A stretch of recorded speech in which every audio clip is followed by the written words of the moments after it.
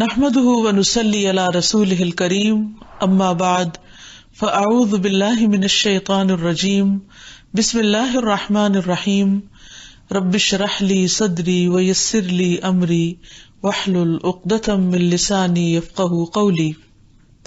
ناظرین، پروگرام اللہ کے خوبصورت نام کے ساتھ آپ کی خدمت میں حاضر ہیں۔ آج ہم انشاءاللہ اللہ سبحانہ تعالیٰ کے نام الغفور پر بات کریں گے۔ الغفور کا معنی ہے بے حد بخشش فرمانے والا، بہت زیادہ معاف کرنے والا۔ الغفور کا لفظ مغفرت سے ہے۔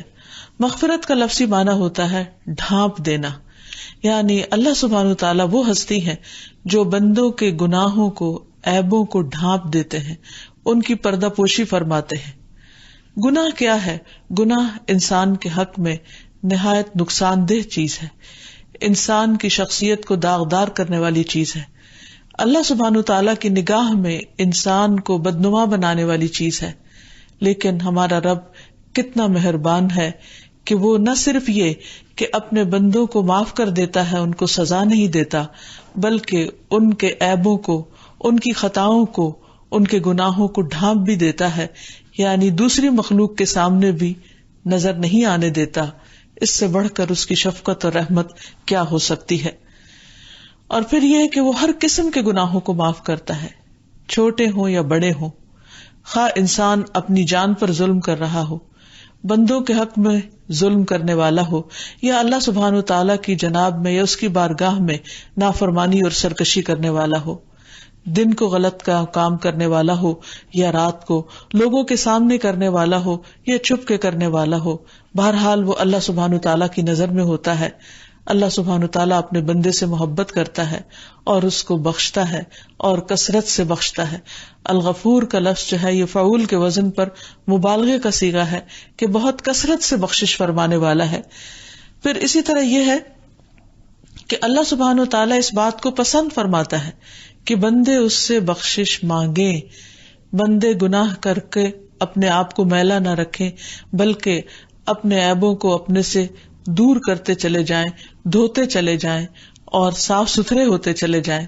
اس لیے جو شخص گناہ کرنے کے بعد اللہ تعالیٰ کی طرف پلٹتا ہے، اللہ تعالیٰ اس بندے سے محبت کرتا ہے، اللہ تعالیٰ اس بندے پر خوش ہوتا ہے۔ اس لیے گناہوں سے معافی مانگنا انسان کے اپنے ہی حق میں سراسر بہتر ہے، اور اس کے علاوہ اس کے بہت سے اور فوائد بھی ہیں جن کا ہم آگے جا کر ذکر کریں گے۔ تو جہاں تک انسان کے گناہوں پر پردہ ڈالنے کا تعلق ہے، تو اس سلسلے میں ایک حدیث سے یہ بات بہت اچھی طرح واضح ہوتی ہے۔ رسول اللہ صلی اللہ علیہ وسلم نے فرمایا، اللہ تعالیٰ بندہ مومن کو اپنے قریب کریں گے، یعنی قیامت کے دن، اور اس پر اپنی چادر ڈال کر اسے لوگوں کی نگاہوں سے چھپا لیں گے، یعنی بندے کو ڈھانپ لیں گے، باقاعدہ چادر ڈالیں گے اس پر، اور اس سے اس کے گناہوں کا اقرار کروائیں گے۔ پھر فرمائیں گے، کیا تجھے فلاں فلاں گناہ یاد ہے؟ تو وہ کہے گا جی ہاں، یہاں تک کہ جب وہ اپنے سارے گناہوں کا اقرار کر چکے گا اور اپنے دل میں یہ سوچ لے گا کہ اب تو وہ ہلاک ہو گیا، تو اللہ تعالیٰ اس سے فرمائیں گے، میں نے دنیا میں تیری پردہ پوشی کی تھی اور میں آج بھی تیری بخشش کرتا ہوں۔ پھر اسے اس کا نامہ اعمال دے دیا جائے گا۔ باقی رہے کفار اور منافقین تو گواہ کہیں گے کہ یہی وہ لوگ ہیں جو اپنے رب کی تکذیب کیا کرتے تھے، یعنی اپنے رب کو جھٹلاتے تھے۔ آگاہ رہو، ظالموں پر اللہ کی لعنت۔ ظالم کون ہیں؟ جنہوں نے اپنی جانوں پر ظلم کیا، اللہ سبحانہ تعالیٰ کے حق میں کمی کی اور گناہوں سمیت، کفر اور منافقت سمیت دنیا سے چلے گئے، جبکہ ان کے پاس بخشش کے بے شمار مواقع تھے۔ پھر اسی طرح یہ بات بھی یاد رہے کہ اللہ تعالیٰ کو یہ بات پسند ہے کہ وہ بندوں کو معاف کرتا رہے، اور بندوں کا معافی مانگنا اللہ تعالیٰ کو بہت محبوب ہے۔ اللہ تعالیٰ نے چونکہ انسان کو آزادی دی ہے اچھا یا برا کرنے کی، اما شاکرا و اما کفورا، خواہ وہ شکر گزار بنے یا ناشکرا بنے، تو انسان اپنی اس آزادی سے بعض اوقات ناجائز فائدہ اٹھاتا ہے اور شکر گزار بننے کی بجائے اللہ تعالیٰ کی نعمتوں کی ناقدری کرتا ہے۔ لیکن جب بھی بندے کو احساس ہو جائے اور وہ واپس پلٹے تو توبہ کا دروازہ کھلا ہے۔ حدیث میں آتا ہے کہ توبہ کا دروازہ اس وقت تک کھلا ہے جب تک کہ انسان کی جان نکلنے کا وقت نہ آ جائے یا سورج مغرب سے طلوع نہ ہو جائے. ابو ایوب انصاری رضی اللہ عنہ رسول اللہ صلی اللہ علیہ وسلم سے روایت کرتے ہیں کہ آپ نے ارشاد فرمایا، اگر تمہارے گناہ نہ ہوتے جن کو اللہ بخشے تو اللہ تعالیٰ ایسی قوم لے آتا جن کے گناہ ہوتے اور ان کے گناہوں کو معاف کیا جاتا. یعنی اللہ سبحانہ و تعالیٰ بندوں کے گناہوں کو معاف کرنے کو پسند کرتا ہے. یہ اس کی عظمت ہے، یہ اس کا حلم ہے، یہ اس کی رحمت ہے کہ وہ اپنے بندے پر اپنی رحمت فرمانا چاہتا ہے اور اسے معاف کرنا چاہتا ہے. اس لیے بندے کو چاہیے کہ وہ استغفار کی کثرت کرے اور ان گناہوں پر بھی معافی مانگے جو انجانے میں ہو جاتے ہیں اور ان گناہوں پر بھی جو وہ جان بوجھ کر کر لیتا ہے. اسی لیے استغفار کی دو قسمیں، ایک عام استغفار ہے اور ایک خاص استغفار ہے. عام استغفار تو عام طور پر انسان کو کرتے رہنا چاہیے، کیونکہ انسان کو نہیں معلوم کہ اس کے منہ سے نکلا ہوا کون سا لفظ یا اس کا کون سا ایکشن یا کسی انسان کے ساتھ کیا ہوا کون سا معاملہ اس انسان کے لیے باعث تکلیف ہو اور اللہ سبحانہ وتعالیٰ کی پسند کے مطابق نہ ہو. تو اس لیے عام معافی مانگتے رہنا، اٹھتے بیٹھتے استغفار کرتے رہنا، اپنے گناہوں کو یاد کرتے رہنا، یہ بندہ مومن کا طریقہ ہوتا ہے. چھوٹے چھوٹے گناہ جو دلوں میں گزرتے ہیں، یعنی انسان گناہوں کا جو ارادہ کر لیتا ہے اس پر بھی اللہ تعالیٰ سے معافی مانگنی چاہیے. اور یہ جو عام استغفار ہے یہ چھوٹے گناہوں پر ہوتا ہے، ان خیالات پر بھی جو دلوں میں آتے ہیں، ان وسوسوں پر یا انسان کے ارادوں پر یا اپنے دل ہی دل میں انسان جو بری بات سوچتا ہے اس پر بھی انسان کو اللہ تعالیٰ سے دعا مانگنی چاہیے. اور انسان کا نفس تو اس کو برائی پر آمادہ کرتا ہی رہتا ہے، جیسے کہ قرآن مجید میں آتا ہے وما ابرئ نفسی ان النفس لامارۃ بالسوء، میں اپنے آپ کو بری ذمہ قرار نہیں دیتا کیونکہ نفس تو انسان کو برائی پر اکساتا ہے.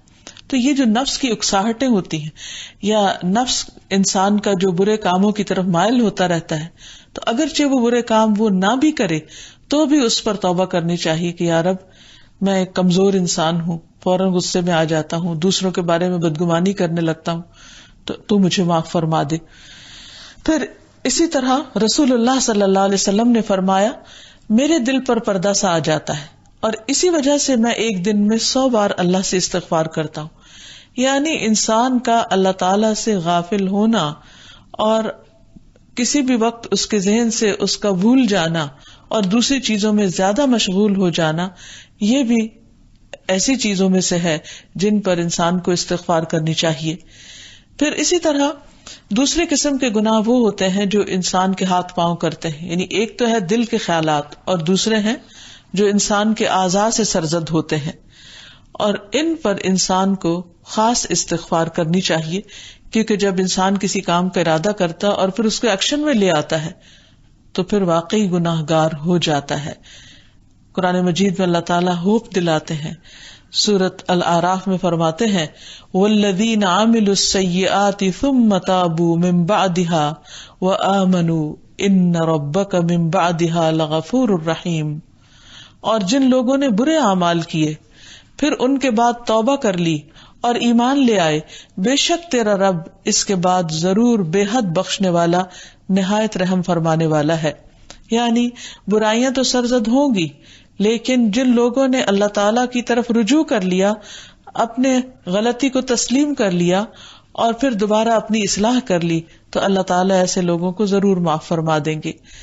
اللہ سبحانہ و تعالیٰ چھوٹے گناہوں کے علاوہ بڑے بڑے گناہوں کو بھی معاف کر دیتے ہیں، اور یہ اللہ سبحانہ و تعالیٰ کی عظمت ہے کہ وہ العظیم رب اپنے بندوں کے بڑے سے بڑے قصور کو معاف کر دیتا ہے. گناہ کتنا بھی بڑا ہو یا کتنی بھی تکرار سے کیا گیا ہو، یعنی بار بار بھی کیا گیا ہو، جو شخص سچے دل سے اپنے رب کی طرف توبہ کر لیتا ہے تو بخشش کا دروازہ اس کو کھلا ملتا ہے. قرآن مجید میں اللہ تعالیٰ فرماتے ہیں وَإِنَّ رَبَّكَ لَذُو مَغْفِرَةٍ لِلنَّاسِ عَلَى ظُلْمِهِمْ وَإِنَّ رَبَّكَ لَشَدِيدُ الْعِقَابِ. اور بے شک تیرا رب یقیناً لوگوں کے لیے ان کے ظلم کے باوجود بڑی بخشش والا ہے، اور بلا شبہ تیرا رب یقیناً بہت سخت سزا دینے والا بھی ہے. یعنی اللہ تعالی بندے کو معاف بھی کرتے ہیں اور سزا دینے پر بھی پوری طرح قادر ہیں. اس لیے انسان کو یہ نہیں سمجھنا چاہیے کہ کوئی فرق نہیں پڑتا، گناہ کرتے بھی چلے جائیں تو کچھ نہیں ہوتا، یا گناہ کرنا یا نہ کرنا برابر ہے. ہرگز نہیں. گناہ کرنا اللہ سبحانہ وتعالیٰ کی شان میں گستاخی ہے اور بہت بڑا جرم ہے، کیونکہ اس کی شان بہت عظیم ہے، اور جب اس کی شان عظیم ہے تو اس کے حق میں گستاخی بھی بہت بڑی ہو جاتی ہے. اس لیے انسان کو واپس تو لوٹنا ہی چاہیے، اور اگر انسان توبہ نہیں کرتا تو پھر اللہ تعالیٰ حق رکھتے ہیں کہ وہ بندے کو جیسی چاہے سزا دے اور چاہے تو معاف بھی فرما دے، کیونکہ وہ غفور الرحیم ہے. لیکن جب انسان سے غلطی ہو جائے اور احساس ہو جائے تو پھر لوٹنے میں دیر نہیں کرنی چاہیے. اللہ تعالیٰ قرآن مجید میں فرماتے ہیں قُلْ يَا عِبَادِيَ الَّذِينَ أَسْرَفُوا عَلَىٰ أَنفُسِهِمْ لَا تَقْنَطُوا مِن رَحْمَةِ اللَّهِ إِنَّ اللَّهَ يَغْفِرُ الذُّنُوبَ جَمِيعًا إِنَّهُ هُوَ الْغَفُورُ الرَّحِيمُ. کہہ دیجئے اے میرے بندو جنہوں نے اپنی جانوں پر زیادتی کی ہے، اللہ کی رحمت سے نا امید نہ ہونا. بے شک اللہ سب کے سب گناہ بخش دیتا ہے، بے شک وہی تو بے حد بخشنے والا نہایت رحم فرمانے والا ہے. اور وہ چھوٹے نہیں، پہاڑوں جتنے گناہ بھی بخش دیتا ہے. یعنی اللہ سبحانہ وتعالیٰ اپنی رحمت کی طرف دیکھتا ہے، بندے کے گناہ کی بڑائی کی طرف نہیں، اور اس کی رحمت تو ہر چیز پر چھائی ہوئی ہے، ہر چیز سے بڑی ہے. حدیث میں آتا ہے، صحیح مسلم کی روایت ہے کہ قیامت کے دن مسلمانوں میں سے بعض لوگوں کے پہاڑوں کے برابر گناہوں کو اللہ تعالیٰ ان کے لیے معاف فرما دیں گے. تو جو رب اتنا معاف فرمانے والا ہے اس کے حضور توبہ کرنے میں دیر نہیں کرنی چاہیے، اور گناہ کیسا بھی ہو، کسی بھی نوعیت کا ہو، معاف ہو سکتا ہے. نبی صلی اللہ علیہ وسلم نے فرمایا کہ زنا کرنے والا جب زنا کرتا ہے تو وہ مومن نہیں ہوتا، چور جب چوری کرتا ہے تو وہ مومن نہیں ہوتا، شرابی جب شراب پیتا ہے تو وہ مومن نہیں رہتا. پھر اس کے بعد بھی توبہ کا دروازہ بہرحال کھلا ہوا ہے. یعنی ان کبیرہ گناہوں کے ارتکاب کے بعد بھی اگر کوئی شخص شرمندہ ہوتا ہے اور گناہ چھوڑ دیتا ہے اور اپنے گناہ کو دھو لینا چاہتا ہے اور وہ اللہ تعالیٰ کی طرف رجوع کرتا ہے تو اللہ تعالیٰ ان بڑے گناہوں پر بھی اس کو معاف فرما دیتا ہے. حتیٰ کہ شرک جیسا گناہ وہ بھی معاف ہو سکتا ہے. یعنی ایک شخص اگر انجانے میں یا ناسمجھی میں شرک کرتا رہا ہے، پھر اس کو احساس ہو جاتا ہے تو اللہ تعالیٰ معاف کر دیتا ہے. جس طرح کہ ہم دیکھتے ہیں کہ بنی اسرائیل کے لوگوں نے جب موسیٰ علیہ السلام تورات لینے کے لیے کوہ طور پر گئے اور وہاں پر تقریباً 40 دن رہے، تو اس کے بعد بنی اسرائیل نے ان کا انتظار کرنے کے بعد بچڑے کو اپنا معبود بنا لیا تھا. موسیٰ علیہ السلام جب واپس آئے تو بہت ہی غضبناک ہوئے، بہت ناراض ہوئے، اپنے بھائی پر بھی بہت ناراض ہوئے. ان کے ہاتھ میں تورات کی تختیاں تھیں، وہ انہوں نے نیچے ڈال دی، ان کو نقصان بھی پہنچا. یعنی اتنا زیادہ انہیں غصہ تھا اپنی قوم کے شرک کرنے پر. لیکن اللہ سبحانہ وتعالیٰ نے اس پر بھی اس قوم کو معاف کر دیا. سورۃ الاعراف میں اللہ تعالیٰ فرماتے ہیں ان الذین اتخذوا العجل سینالہم غضب من ربہم وذلۃ فی الحیاۃ الدنیا وکذالک نجزی المفترین والذین عملوا السیئات ثم تابوا من بعدها وآمنوا ان ربک من بعدها لغفور الرحیم. جن لوگوں نے بچڑے کو الہ بنایا تھا ان پر ضرور ان کے پروردگار کا غضب نازل ہوگا اور وہ اس دنیا کی زندگی میں رسوا ہوں گے، اور اللہ پر افطرا کرنے والوں کو ہم ایسی ہی سزا دیا کرتے ہیں. اور جن لوگوں نے برے عمل کیے پھر اس کے بعد توبہ کر لی، یعنی شرک کے بعد بھی توبہ کر لی اور ایمان لے آئے، تو اس کے بعد تیرا رب یقیناً بخشش فرمانے والا اور رحم فرمانے والا ہے. پھر اسی طرح قتل جیسا گناہ بھی معاف ہو جاتا ہے. ہم دیکھتے ہیں کہ موسیٰ علیہ السلام ایک بار اپنے گھر سے نکلے تو راستے میں انہیں 2 لوگ باہم جھگڑتے ہوئے نظر آئے. ایک ان کی اپنی قوم میں سے تھا اور ایک دشمن قوم میں سے تھا. تو جو ان کی اپنی قوم میں سے تھا اس نے دشمن قوم کے شخص کے خلاف موسیٰ علیہ السلام کی مدد طلب کی. موسیٰ علیہ السلام آگے بڑھے اور انہوں نے دوسرے شخص کو ایک گھونسا مارا جس کی وجہ سے وہ شخص فوت ہو گیا. تو اس پر موسیٰ علیہ السلام جن کا ارادہ قتل کا نہیں تھا، لیکن جب قتل جیسی چیز سرزد ہو گئی تو ان کو بہت پریشانی لاحق ہوئی. اس پر انہوں نے اللہ سبحانہ تعالیٰ سے فوراً معافی مانگی اور اللہ تعالیٰ نے ان کو معاف فرما دیا. یہ قصہ قرآن مجید میں کچھ ان الفاظ میں وارد ہوا ہے: وَدَخَلَ الْمَدِينَةَ عَلَى حِينِ غَفْلَةٍ مِّنْ أَهْلِهَا فَوَجَدَ فِيهَا رَجُلَيْنِ يَقْتَتِلَانِ هَذَا مِنْ شِيعَتِهِ وَهَذَا مِنْ عَدُوِّهِ فَاسْتَغَاثَهُ الَّذِي مِنْ شِيعَتِهِ عَلَى الَّذِي مِنْ عَدُوِّهِ فَوَكَزَهُ مُوسَى فَقَضَى عَلَيْهِ قَالَ هَذَا مِنْ عَمَلِ الشَّيْطَانِ إِنَّهُ عَدُوٌّ مُضِلٌّ مُبِينٌ قَالَ رَبِّ إِنِّي ظَلَمْتُ نَفْسِي فَاغْفِرْ لِي فَغَفَرَ لَهُ إِنَّهُ هُوَ الْغَفُورُ الرَّحِيمُ. اور موسیٰ علیہ السلام شہر میں اس وقت داخل ہوئے جب اہل شہر غفلت میں تھے. وہاں موسیٰ علیہ السلام نے دو آدمیوں کو آپس میں لڑتے ہوئے دیکھا. ان میں ایک تو موسیٰ کی اپنی قوم سے تھا اور دوسرا دشمن قوم سے. جو موسیٰ کی اپنی قوم سے تھا اس نے موسیٰ علیہ السلام سے اس کے خلاف فریاد کی جو دشمن کی قوم سے تھا. موسیٰ علیہ السلام نے اسے مکہ مارا تو اس کا کام ہی تمام کر دیا. موسیٰ علیہ السلام نے کہا یہ تو ایک شیطانی حرکت ہے، بلا شبہ شیطان صریح بہکانے والا دشمن ہے. پھر دعا کی رب انی ظلمت نفسی فاغفر لی، اے میرے رب بلا شبہ میں نے اپنے آپ پر ظلم کیا ہے، تو مجھے معاف کر دے. فغفر لہ، تو اللہ نے اسے معاف کر دیا. انہ هو الغفور الرحیم، بلا شبہ وہ بڑا بخشنے والا اور رحم کرنے والا ہے. اس کے علاوہ ہم دیکھتے ہیں کہ 99 قتل کا مرتکب انسان وہ جب توبہ کرتا ہے تو اللہ سبحانہ و تعالی اس کو بھی معاف کر دیتے ہیں. اسی طرح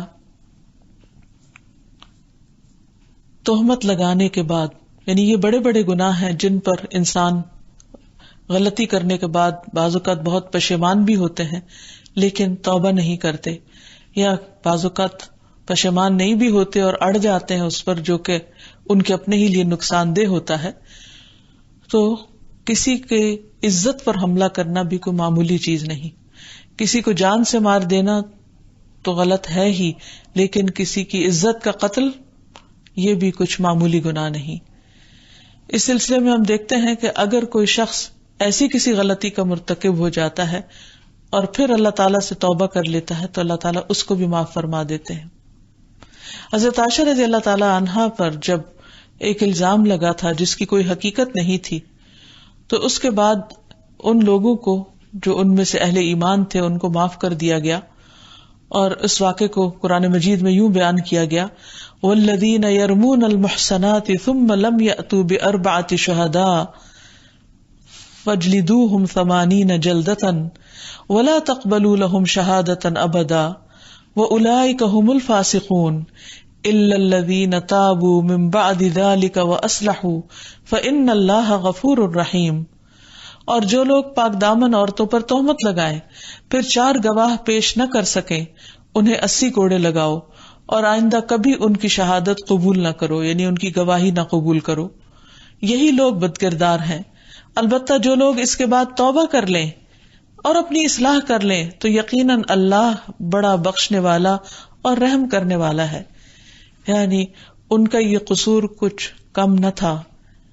یہ حملہ کسی عام انسان پر نہیں تھا، یہ اللہ کے رسول صلی اللہ علیہ وسلم کی زوجہ محترمہ پر تھا جو کہ پاک دامن تھی. لیکن ان کے ساتھ کیا سلوک کیا گیا کہ انہیں بھی توبہ کرنے پر معاف کر دیا گیا. اللہ سبحانہ وتعالی بڑا ہی غفور الرحیم ہے. بڑے گناہوں میں سے ایک گناہ چوری کرنا بھی ہے. اگر کوئی شخص چوری کرنے کے بعد نادم ہوتا ہے، شرمندہ ہوتا ہے اور اصلاح کرنا چاہتا ہے تو اللہ سبحانہ وتعالی نے اس کے لیے بھی دروازہ استغفار کھول دیا ہے کہ وہ اس سے داخل ہو جائے، اللہ کی رحمت میں آ جائے اور اپنے گناہ کی معافی مانگ لے. اس سلسلے میں قرآن مجید میں ہم دیکھتے ہیں وَالسَّارِقُ وَالسَّارِقَةُ فَاقْطَعُوا أَيْدِيَهُمَا جَزَاءً بِمَا كَسَبَا نَكَالًا مِّنَ اللَّهِ وَاللَّهُ عَزِيزٌ حَكِيمٌ فمن تاب من بعد ظلمه واصلح فان اللہ یتوب علیہ ان اللہ غفور الرحیم. اور چور مرد ہو یا عورت دونوں کے ہاتھ کاٹ دو، یہ ان کے کیے کا بدلہ ہے اور اللہ کی طرف سے عبرتناک سزا ہے، اور اللہ غالب بھی ہے اور حکمت والا بھی ہے. پھر جو شخص ایسا ظلم کرنے کے بعد توبہ کر لے اور اپنی اصلاح کر لے، اور دیکھیے قابل غور ہے یہ بات کہ توبہ کر لے اور اصلاح کر لے تو اللہ تعالیٰ اس کی توبہ قبول کر لیتا ہے، وہ یقیناً بہت بخشنے والا اور رحم کرنے والا ہے. اسی طرح بڑے گناہوں میں سے ایک گناہ جنگ سے فرار ہے، لیکن جو شخص اس بڑے گناہ کا مرتکب ہو چکا ہو اس کے لیے بھی توبہ کا دروازہ کھلا ہے.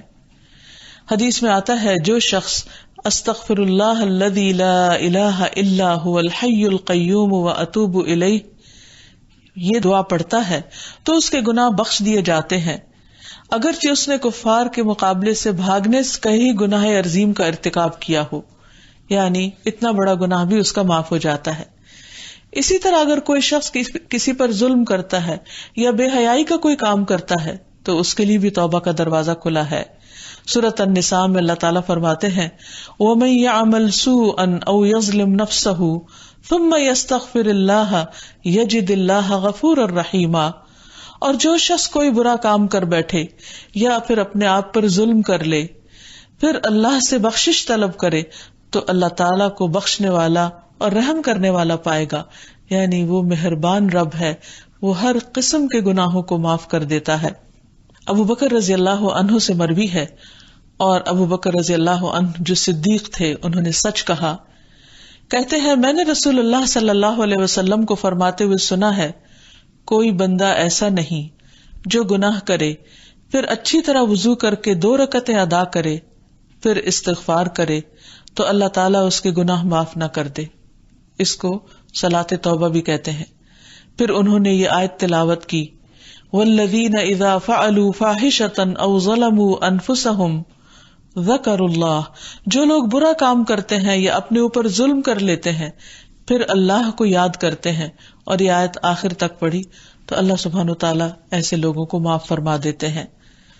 بڑے گناہوں میں سے ایسے گناہ جن پر حد واجب ہو گئی ہو ان پر بھی اگر کوئی شخص اللہ سبحانہ تعالیٰ سے رو کر معافی مانگ لیتا ہے اور پھر ان گناہوں کو چھوڑ کر نیک اعمال شروع کر دیتا ہے تو اللہ تعالیٰ اس کے حق میں بھی بہت غفور الرحیم ہے.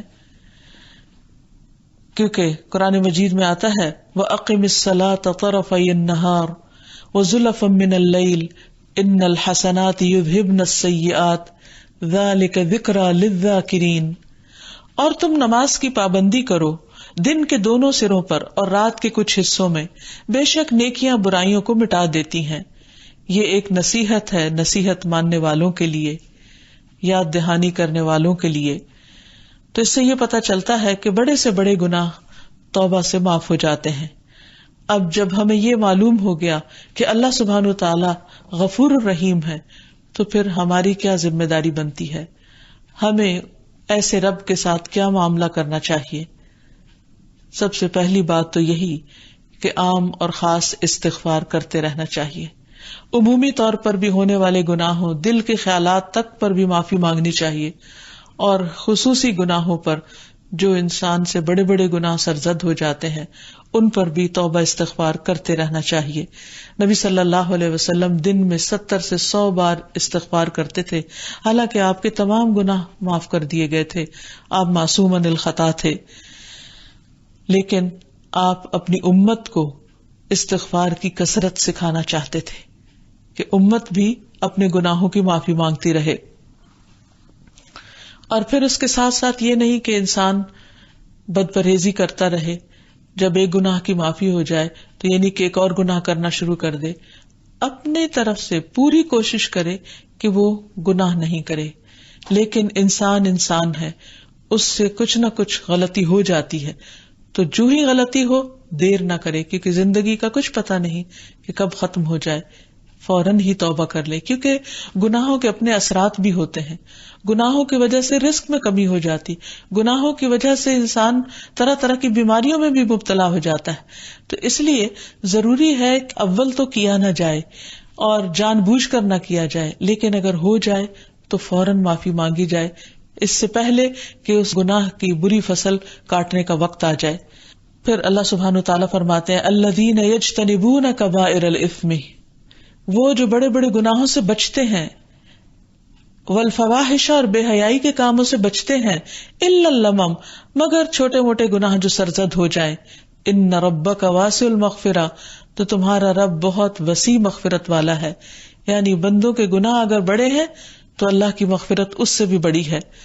رسول اللہ صلی اللہ علیہ وسلم نے فرمایا 5 نمازیں اور ایک جمعے سے دوسرے جمعے تک اور ایک رمضان سے دوسرے رمضان تک اپنے درمیان سرزد ہونے والے گناہوں کے لیے کفارہ بن جاتے ہیں، جب تک کہ کبیرہ گناہ کا ارتکاب نہ کرے۔ تو اس سے یہ پتہ چلتا ہے کہ خاص طور پر کبیرہ گناہوں سے اگر انسان بچ کر رہے تو چھوٹے چھوٹے گناہ انسان کی جو ویکلی نیکیاں ہیں یا منتھلی ہیں یا اینول ہیں، رمضان وغیرہ یا پھر حج ہے، ان میں یہ چیزیں معاف ہو جاتی ہیں۔ اور پھر انسان کو بھی اپنے اندر دوسروں کو معاف کرنے کی صفت لانی چاہیے، کیونکہ جو دوسروں کو معاف کر دیتا ہے اللہ سبحانہ وتعالیٰ اس کی خطائیں معاف کر دیتا ہے۔ پھر اسی طرح یہ ہے کہ انسان بعض اوقات دوسروں کو تو معاف کر دیتا لیکن اپنے گھر والوں کو معاف نہیں کرتا، اپنے قریبی لوگوں کو معاف نہیں کرتا، اپنے رشتہ داروں کو معاف نہیں کرتا، گویا جن سے اس کی توقعات زیادہ ہوتی ہیں ان سے اگر چھوٹی سی غلطی بھی ہو جائے تو اس کو بہت بڑا بنا لیا جاتا ہے۔ تو اس سے بھی بچنے کی ضرورت ہے، کیونکہ انسان تو انسان ہے، خواہ وہ رشتہ دار ہو یا غیر رشتہ دار، دوست ہو یا اجنبی ہو۔ اسی لیے ہم دیکھتے ہیں کہ قرآن مجید میں اللہ سبحانہ وتعالیٰ نے گھر والوں کے ساتھ معاملہ کرتے وقت، یعنی گھر والوں کے ساتھ معاملہ کرتے وقت اور زیادہ معاف کرنے کی تلقین فرمائی ہے۔ قرآن مجید میں اللہ تعالیٰ فرماتے ہیں یا ایھا الذین آمنوا ان من ازواجکم واولادکم عدوا لکم فاحذروہم وان تعفوا وتصفحوا وتغفروا فان اللہ غفور رحیم انما اموالکم واولادکم فتنہ واللہ عندہ اجر عظیم۔ اے لوگو جو ایمان لائے ہو، بے شک تمہاری بیویوں اور تمہارے بچوں میں سے بعض تمہارے دشمن ہیں، سو ان سے ہوشیار رہو، اور اگر تم معاف کر دو اور درگزر کرو اور بخش دو تو بے شک اللہ تعالیٰ بے حد بخشنے والا نہایت رحم فرمانے والا ہے۔ تمہارے مال اور تمہاری اولاد تو محض ایک آزمائش ہے، اور جو اللہ ہے اس کے پاس بہت بڑا اجر ہے، یعنی اللہ سبحانہ وتعالی، اور اللہ سبحانہ وتعالی کے پاس تو بہت ہی بڑا اجر ہے۔ تو اس میں ہم دیکھتے ہیں کہ معاف کرنے کے لیے 3 لفظ قرآن مجید میں استعمال ہوتے ہیں، عفو، صفح اور مغفرت۔ ان میں ان تینوں کو اکٹھا کر دیا گیا ہے، یعنی انسان کی زندگی خوشگوار رہ نہیں سکتی جب تک کہ وہ دوسروں کی غلطیوں کو معاف نہیں کرتا۔ تو اس لیے انسان اگر بندوں کو معاف کرے گا، قریبی لوگوں کو معاف کرے گا، تو اللہ تعالیٰ بھی اس کو معاف کر دے گا۔ پھر یہ ہے کہ کچھ چیزیں ایسی ہوتی ہیں کہ جو انسان کی طبیعت پر ناگوار ہوتی ہیں، اور کچھ دوسرے کی طرف سے واقعی زیادتی پر مبنی ہوتی ہیں۔ تو جو چیزیں طبیعت پر ناگوار ہو ان پر تو درگزر کرنا ہی چاہیے، لیکن اگر کچھ چیزیں دوسرے کی طرف سے ایسی بھی ہو جائیں جو صریح ظلم میں شمار ہوتی ہوں تو ان پر بھی معاف کر دینا چاہیے۔ اس کے لیے ہمیں یوسف علیہ السلام کی مثال قرآن مجید سے ملتی ہے کہ کس طرح ان کے بھائیوں نے انہیں کنویں میں ڈال دیا، اور یہ کوئی چھوٹی سی زیادتی نہیں تھی، بہت بڑا قصور تھا، لیکن اس کے باوجود جب یوسف علیہ السلام کو اللہ تعالیٰ نے اقتدار عطا کیا اور ان کے پاس ہر چیز کا کنٹرول آ گیا اور وہ اپنے بھائیوں کو پوری طرح سزا دینے پہ قادر تھے، تو کس طرح بہت خوبصورتی کے ساتھ ان کی غلطی کو معاف کرتے ہیں اور کہتے ہیں لا تثریب علیکم اليوم یغفر اللہ لکم وہو ارحم الراحمین، آج تم پر کوئی ملامت نہیں، اللہ تمہیں بخش دے اور وہ رحم کرنے والوں میں سب سے زیادہ رحم کرنے والا ہے۔ اللہ اپنے محسن بندوں سے محبت کرتا ہے، تو جو شخص کسی کی غلطی کے باوجود اور صریح غلطی کے باوجود اس کو معاف کر دیتا ہے وہ محسن ہوتا ہے۔ اس لیے ہمیں آپس میں ایک دوسرے کی ناراضگیوں کو معاف کر دینا چاہیے، ایک دوسرے سے درگزر کرنا چاہیے۔ ابو ایوب انصاری کہتے ہیں کہ رسول اللہ صلی اللہ علیہ وسلم نے فرمایا، کسی آدمی کے لیے جائز نہیں کہ وہ اپنے کسی بھائی کو 3 رات سے زیادہ کے لیے چھوڑ دے، اس طرح کہ جب دونوں کا سامنا ہو تو یہ بھی منہ پھیر لے اور وہ بھی منہ پھیر لے، اور ان دونوں میں بہتر وہ ہے جو سلام میں پہل کر لے۔ پھر اسی طرح خادموں کو معاف کر دینا چاہیے۔ عبداللہ ابن عمرو کہتے ہیں کہ ایک آدمی نبی صلی اللہ علیہ وسلم کے پاس آیا اور کہا، یا رسول اللہ، ہم خادم کا کس حد تک جرم معاف کریں؟ آپ خاموش رہے۔ اس نے پھر وہی بات کہی، آپ پھر خاموش رہے۔ تیسری مرتبہ اس نے جب یہی بات کہی تو آپ نے فرمایا، ہر روز 70 بار معاف کر دو۔ یعنی اس سے پتہ چلتا ہے کہ بندے کو بھی کس قدر معاف کرنے والا ہونا چاہیے۔ پھر اسی طرح جو لوگ استغفار کی کثرت کرتے ہیں وہ دنیا میں بھی بہت فائدے اٹھاتے ہیں۔ استغفار اللہ کی رحمت پانے کا ذریعہ ہے۔ فرمایا، لولا تستغفرون اللہ لعلکم ترحمون، تم اللہ سے بخشش کیوں نہیں طلب کرتے تاکہ تم پر رحم کیا جائے۔ استغفار بارش لانے کا ذریعہ ہے۔ فرمایا، یرسل السماء علیکم مدرارا، تم پر آسمان سے خوب بارشیں برسائے گا۔ استغفار مال اور اولاد میں برکت کا ذریعہ ہے۔ وَيُمْدِدْكُمْ بِأَمْوَالٍ وَبَنِينَ، وہ مال اور اولاد سے تمہاری مدد کرے گا۔ استغفار زراعت میں برکت کا ذریعہ ہے۔ فرمایا، وَيَجْعَلْ لَكُمْ جَنَّاتٍ وَيَجْعَلْ لَكُمْ أَنْهَارًا، وہ تمہارے لیے باغ پیدا کرے گا، نہریں جاری کر دے گا۔ استغفار مرنے کے بعد بھی فائدہ دیتا ہے۔ ایک شخص کا درجہ برزخ میں بڑھا دیا جاتا ہے۔ جب وہ پوچھتا ہے کہ میرا یہ رینک کیوں بڑھایا جا رہا ہے تو اسے بتایا جاتا ہے تمہاری اولاد کی بخشش کی دعا کی وجہ سے، کہ جو تمہارے بعد تمہارے لیے کر رہی تھی۔ پھر اسی طرح انسان اللہ تعالیٰ کے عذاب سے اور سزا سے بچ جاتا ہے، یعنی دنیا میں بھی دنیا کے مسائل اور غموں سے چھٹکارا ملتا ہے۔ سورۃ ہود میں آتا ہے، وَأَنِ اسْتَغْفِرُوا رَبَّكُمْ ثُمَّ تُوبُوا إِلَيْهِ يُمَتِّعْكُمْ مَتَاعًا حَسَنًا إِلَىٰ أَجَلٍ مُّسَمًّى وَيُؤْتِ كُلَّ ذِي فَضْلٍ فَضْلَهُ، اور یہ کہ تم لوگ اپنے گناہ اپنے رب سے معاف کرا لو، پھر اس کی طرف متوجہ رہو تو وہ تم کو ایک مقرر وقت تک اچھا سامان زندگی عطا کرے گا اور زیادہ عمل کرنے والے کو زیادہ ثواب دے گا۔ پھر اسی طرح استغفار قوت میں اضافے کا ذریعہ بھی ہے۔ اسی طرح استغفار قوت میں اضافے کا ذریعہ بھی ہے۔ سورۃ ہود میں ارشاد باری تعالیٰ ہے، وَيَا قَوْمِ اسْتَغْفِرُوا رَبَّكُمْ ثُمَّ تُوبُوا إِلَيْهِ يُرْسِلِ السَّمَاءَ عَلَيْكُمْ مِدْرَارًا وَيَزِدْكُمْ قُوَّةً إِلَىٰ قُوَّتِكُمْ وَلَا تَتَوَلَّوْا مُجْرِمِينَ، اور اے قوم اپنے رب سے معافی مانگو، پھر اسی کے آگے توبہ کرو، وہ تم پر موسلا دھار بارش برسائے گا اور تمہاری موجودہ قوت میں مزید اضافہ کرے گا، پس تم مجرموں کی طرح منہ نہ پھیرو، یعنی اللہ کو ناراض نہ کرو، اللہ کے غضب کو دعوت نہ دو۔ پھر یہ کہ جو شخص استغفار کرتا ہے فرشتے بھی اس کے لیے استغفار کرتے ہیں۔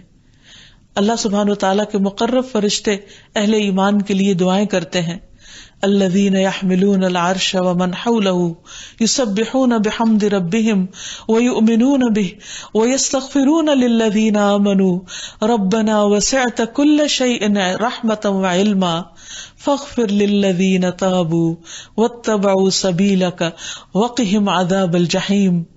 جو فرشتے عرش اٹھائے ہوئے ہیں اور جو اس کے ارد گرد ہیں سب اپنے رب کی حمد کے ساتھ اس کی تسبیح کرتے ہیں، اس پر ایمان رکھتے ہیں اور ایمان والوں کے لیے بخشش طلب کرتے ہیں اور کہتے ہیں، اے ہمارے رب، تو نے اپنی رحمت اور علم سے ہر چیز کا احاطہ کر رکھا ہے۔ جن لوگوں نے توبہ کی ہے اور تیری راہ کی پیروی کی ہے تو انہیں بخش دے۔ یعنی جو توبہ کرتے ہیں فرشتے ان کے لیے استغفار کرتے ہیں اور انہیں دوزخ کے عذاب سے بچا لے۔ پھر اسی طرح برائیوں سے چھٹکارے کا ذریعہ، بری عادتوں سے چھٹکارے کا ذریعہ، کاموں میں رکاوٹ کو دور کرنے کا ذریعہ بھی استغفار ہے اور جنت میں داخلے کا ذریعہ۔ یا ایھا الذین آمنوا توبوا الی اللہ توبۃ نصوحا عسى ربکم ان یکفر عنکم سیئاتکم ویدخلکم جنات تجری من تحتها الانہار۔ اے ایمان والو، اللہ کے حضور خالص توبہ کر لو، کچھ بعید نہیں کہ تمہارا رب تم سے تمہاری برائیاں دور کر دے اور تمہیں ایسی جنتوں میں داخل کرے گا جن کے نیچے نہریں بہ رہی ہیں۔ اور اب آخر میں یہ ہے کہ استغفار انسان کرے کس طرح۔ ایک تو یہ ہے کہ انسان اپنے گناہوں کو یاد کر کے شرمندہ ہو اور ان کو گناہ مانے کہ یہ غلط ہے، پھر اس کے بعد اللہ تعالیٰ سے توبہ کرے کہ اللہ تو مہربان ہے، اللہ تعالیٰ کی تعریف کرے، حمد و ثنا کرے اور اس سے توبہ کرے. پھر یہ کہ نماز پڑھ کر، صدقہ خیرات کر کے، حج اور عمرہ کر کے، یعنی اللہ تعالیٰ کو راضی کرنے والے کاموں کے ذریعے اللہ تعالیٰ سے معافی مانگے. پھر اسی طرح کچھ دعائیں بھی ہیں کہ جن کو پڑھنے سے انسان کی بخشش ہوتی ہے. مثلاً موسیٰ علیہ السلام کی دعا، رب انی ظلمت نفسی فاغفر لی، اللہ میں نے اپنی جان پر ظلم کیا، تو مجھے بخش دے. پھر رب اغفر وارحم وانت خیر الراحمین، اے میرے رب بخش دے اور رحم فرما، تو رحم کرنے والوں میں سب سے بہتر ہے. پھر ربنا آمنا فاغفر لنا وارحمنا وانت خیر الراحمین، اے ہمارے رب ہم ایمان لے آئے سو ہمیں بخش دے، ہم پر رحم فرما، تو سب رحم کرنے والوں میں سے بہتر ہے. پھر اسی طرح نماز میں الغفور نام سے اللہ تعالیٰ کے بخشش کی دعا کرے. اللہم انی ظلمت نفسی ظلما کثیرا ولا یغفر الذنوب الا انت فاغفر لی مغفرۃ من عندک وارحمنی انک انت الغفور الرحیم. یعنی اللہ تعالیٰ کی اس صفت کو یاد کر کے اللہ تعالیٰ سے بخشش مانگے. پھر 2 سجدوں کے درمیان بخشش کی دعا مانگے، رب اغفر لی رب اغفر لی. سلام پھیرنے کے بعد استغفر اللہ استغفر اللہ استغفر اللہ. پھر روزانہ 100 بار الغفور نام کے وسیلے سے استغفار کی جائے. ابن عمر کہتے ہیں کہ ایک مرتبہ میں نبی صلی اللہ علیہ وسلم کے پاس بیٹھا ہوا تھا، میں نے آپ کو 100 مرتبہ استغفار کرتے ہوئے سنا. پھر آپ نے فرمایا اللہم اغفر لی وارحمنی وتب علی انک انت التواب الرحیم یا انک تواب غفور. پھر الغفور رب کے سامنے سید الاستغفار، جو کہ تمام گناہوں کی معافی کا ذریعہ ہے. پھر دنیا اور آخرت کی بھلائی کی دعا، اور اگر لوگوں کے حق میں کوئی قصور ہو گیا ہو تو اس صورت میں لوگوں کی بخشش کی بھی دعا کہ رب اغفر لقومی فانہم لا یعلمون، اللہ میری قوم کو، میرے لوگوں کو، میرے خاندان کو بخش دے، وہ علم نہیں رکھتے. اور خصوصی استغفار ان کے لیے جو دنیا سے جا چکے ہوں، جو اپنے لیے خود استغفار اب نہیں کر سکتے. مردوں کے لیے زندوں کی طرف سے تحفہ استغفار کا تحفہ ہے. اس لیے میت کے فوت ہونے کے بعد کثرت سے ان کے لیے بخشش کی دعائیں کی جائیں کہ اللہ تعالیٰ ان کو معاف کر دے. اور ہر نماز کے بعد اپنے لیے، والدین کے لیے ربنا اغفر لی ولوالدی وللمؤمنین یوم یقوم الحساب کی دعا ضرور کی جائے. اللہ تعالیٰ ہمیں عمل کی توفیق عطا فرمائے اور ہم سب کے گناہوں کو معاف فرما دے. وآخر دعوانا ان الحمد للہ رب العالمین.